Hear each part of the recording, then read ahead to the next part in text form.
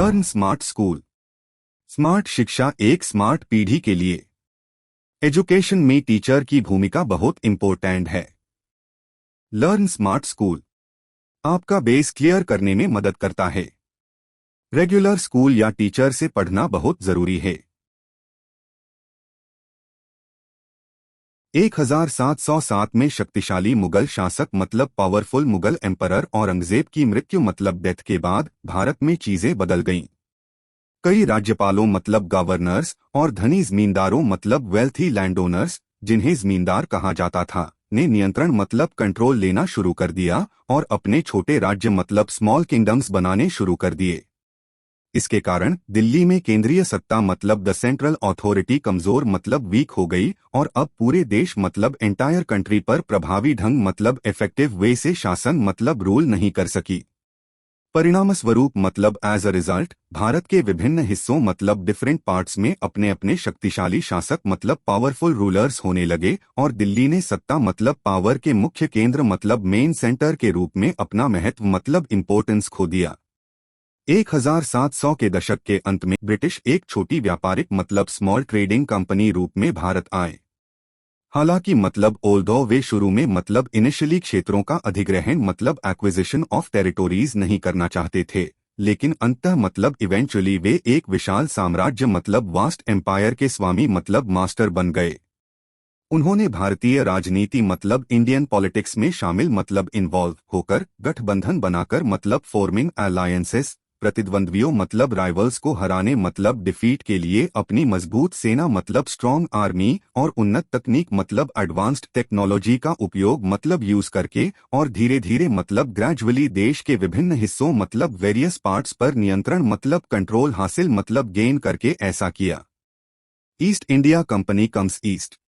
1600 में east India company England की महारानी एलिजाबेथ प्रथम मतलब क्वीन एलिजाबेथ आई से पूर्व के साथ व्यापार मतलब ट्रेड विद द ईस्ट करने की अनुमति मतलब परमिशन वाली एकमात्र व्यापारिक मतलब ओनली ट्रेडिंग कंपनी की अनुमति मिली।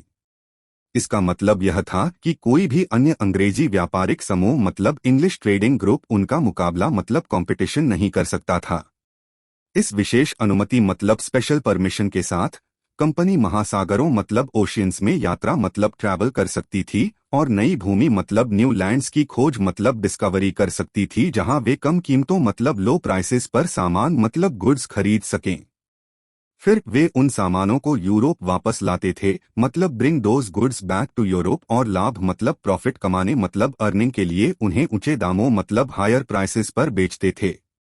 कंपनी को अन्य अंग्रेजी व्यापारिक कंपनियों मतलब अदर इंग्लिश ट्रेडिंग कंपनीज के बारे में चिंता मतलब वरी करने की जरूरत नहीं थी, जो उनके साथ प्रतिस्पर्धा मतलब कंपटीशन कर रही थीं, क्योंकि उनके पास विशेष अधिकार मतलब एक्सक्लूसिव राइट्स थे।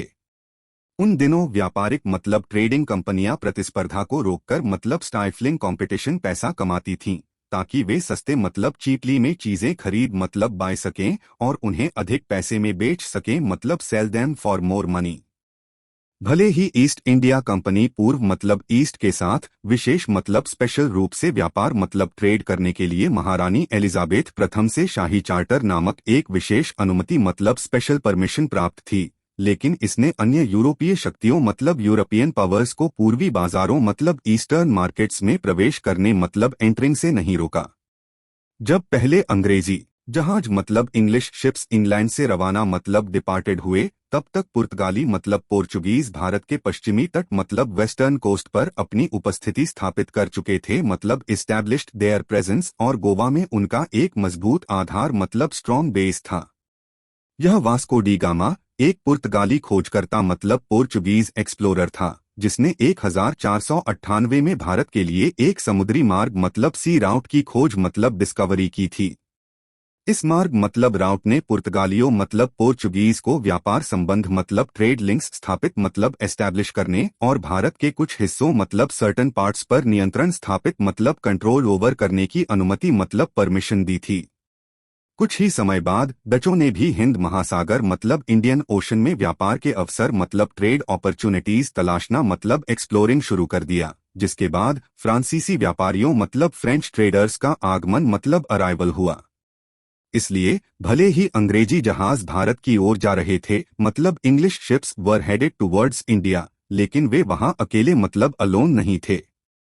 अन्य यूरोपीय देश उनसे पहले ही भारत पहुंच चुके थे और व्यापारिक गतिविधियों मतलब ट्रेडिंग एक्टिविटीज में भी संलग्न मतलब एंगेज्ड थे। सभी यूरोपीय व्यापारिक कंपनियां भारत से कपास मतलब कॉटन, रेशम मतलब सिल्क, मसाले स्पाइसेस मतलब काली मिर्च मतलब ब्लैक पेपर, लौंग मतलब क्लोव, इलायची मतलब कार्डमम और दालचीनी मतलब सिन्नमन जैसी चीजें खरीदना चाहती थीं मतलब वांटेड टू बाय थिंग्स, क्योंकि यूरोप में इनकी अत्यधिक मांग मतलब हाई डिमांड थी। लेकिन चूंकि हर कोई ये सामान चाहता था, इसलिए कंपनियों के बीच प्रतिस्पर्धा बढ़ गई मतलब कंपटीशन बिटवीन कंपनीज इंक्रीज्ड। इस प्रतिस्पर्धा मतलब कंपटीशन के कारण इन वस्तुओं मतलब गुड्स की कीमतें बढ़ गईं, जिसका मतलब था कि कंपनियां उतना पैसा नहीं कमा सकीं। सफल मतलब सक्सेसफुल होने के लिए व्यापारिक कंपनियों को अपने प्रतिद्वंद्वियों से छुटकारा पाना था मतलब get rid of their rivals. इससे कंपनियों के बीच भयंकर लड़ाई मतलब फियर्स बैटल हुई। वे एक दूसरे के जहाजों को डुबा देंगे मतलब सिंक ईच अदर्स शिप्स, व्यापार मार्गों को अवरुद्ध कर देंगे मतलब ब्लॉक ट्रेड राउट्स, और प्रतिद्वंद्वी जहाजों मतलब राइवल शिप्स को माल की आपूर्ति मतलब सप्लाईज ऑफ गुड्स प्राप्त करने मतलब रिसीविंग से रोक देंगे। उन्होंने अपने व्यापारिक ठिकानों मतलब ट्रेडिंग पोस्ट्स की सुरक्षा मतलब प्रोटेक्शन के लिए किले मतलब फोर्ट भी बनवाए। हालांकि व्यापार को नियंत्रित मतलब कंट्रोल करने और अपनी बस्तियों की रक्षा करने मतलब प्रोटेक्ट देयर सेटलमेंट्स की इस इच्छा के कारण स्थानीय भारतीय शासकों मतलब लोकल इंडियन रूलर्स के साथ संघर्ष मतलब कॉन्फ्लिक्ट हुआ। व्यापारिक कंपनियों को व्यापार को राजनीति मतलब पॉलिटिक्स से अलग करना मुश्किल मतलब डिफिकल्ट हो गया। 1651 में ईस्ट इंडिया कंपनी बंगाल में हुगली नदी के तट पर मतलब banks of the Hooghly river अपना पहला व्यापारिक केंद्र मतलब ट्रेडिंग पोस्ट स्थापित मतलब इस्टेब्लिश्ड किया, जिसे फैक्ट्री कहा जाता था। यहीं पर कंपनी के व्यापारी मतलब कंपनीज मर्चेंट्स, जिन्हें कारक मतलब फैक्टर्स कहा जाता था, काम करते थे। उनके पास निर्यात मतलब एक्सपोर्ट के लिए सामान रखने के लिए मतलब स्टोर गुड्स एक गोदाम मतलब वेयरहाउस, और कंपनी के अधिकारियों मतलब कंपनी ऑफिशियल्स के लिए कार्यालय मतलब ऑफिसेस थे। जैसे जैसे व्यापार बढ़ता गया, कंपनी ने व्यापारियों को कारखाने के पास बसने मतलब सेटल के लिए मना लिया। 1696 में उन्होंने बस्ती की सुरक्षा मतलब प्रोटेक्शन के लिए एक किले का निर्माण मतलब कंस्ट्रक्शन ऑफ अ फोर्ट शुरू किया।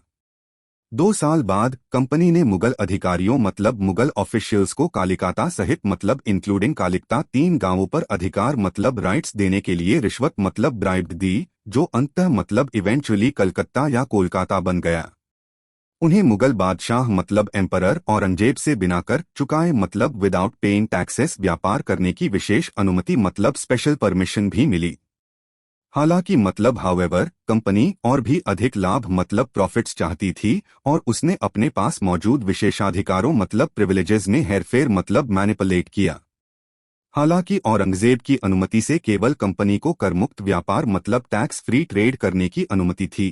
कंपनी के अधिकारियों मतलब कंपनी ऑफिशियल्स ने, जो अपना निजी व्यापार मतलब प्राइवेट बिजनेस कर रहे थे, कर मतलब टैक्स देने से मतलब रिफ्यूज कर दिया। इससे बंगाल को राजस्व मतलब रेवेन्यू की भारी हानि मतलब ह्यूज लॉस हुई।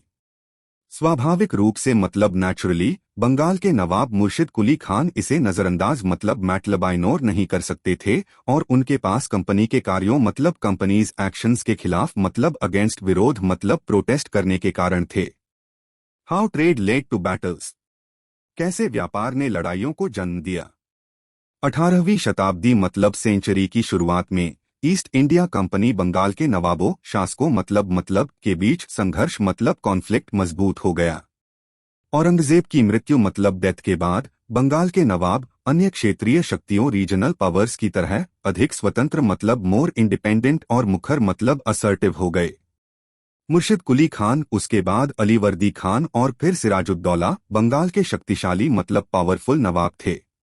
उन्होंने कंपनी को कोई विशेषाधिकार मतलब स्पेशल प्रिविलेजेस नहीं दिए, उन्हें व्यापार करने की अनुमति मतलब परमिशन देने के लिए बड़ी रकम मतलब लार्ज सम्स ऑफ मनी की मांग की, उन्हें अपने सिक्के मतलब कॉइन्स बनाने की अनुमति नहीं दी और उन्हें अपनी किलेबंदी मतलब फोर्टिफिकेशंस का विस्तार मतलब एक्सपैंड करने से रोका।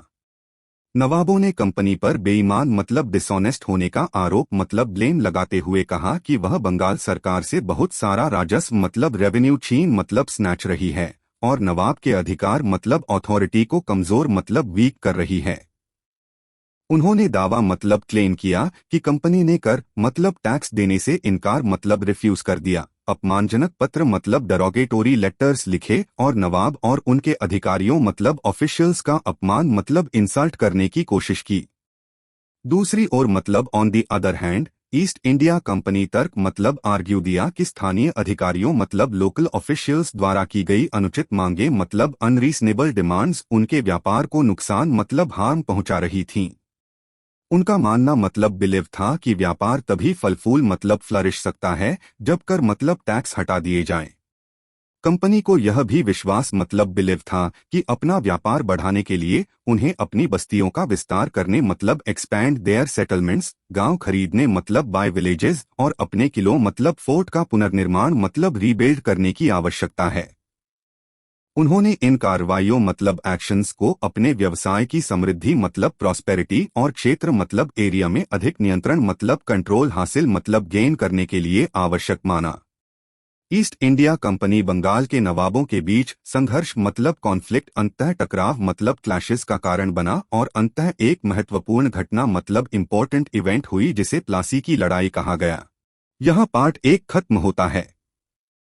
पार्ट 2 के लिए लिंक डिस्क्रिप्शन में है। आगे के वीडियो के लिए हमारे साथ बने रहे। अगर यह वीडियो आपको पसंद आया है तो वीडियो को लाइक करें और हमारे चैनल को सब्सक्राइब करें। साथ ही इसे अपने दोस्तों के साथ शेयर करें। आपके सुझाव हमें फेसबुक और इंस्टाग्राम पर भी दे सकते हैं। तो मिलते हैं अगली क्लास में। लर्न स्मार्ट स्कूल, स्मार्ट शिक्षा एक स्मार्ट पीढ़ी के लिए।